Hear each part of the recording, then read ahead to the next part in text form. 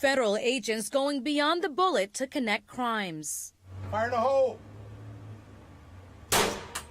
Firearms left behind at crime scenes are test-fired. The shell casings are microscopically analyzed. Here you can see the ejector mark.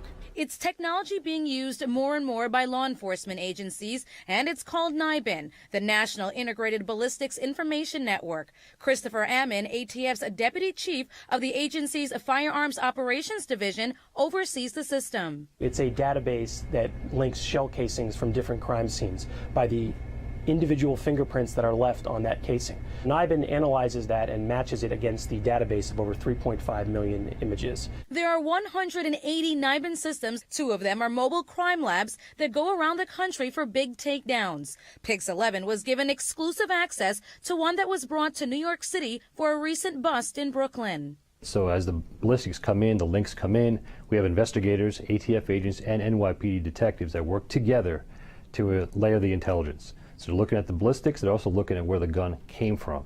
Once guns and ammunition are recovered from a shooting scene, they're sent to a NIBIN crime lab for testing within 48 hours. It actually takes images of the microscopic markings on the head of a fired cartridge case.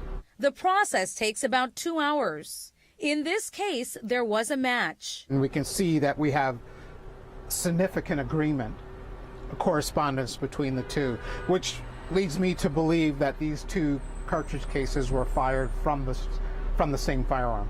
Just last year in Chicago, 1 firearm was linked to 11 crimes using cartridge cases with this NIBIN system.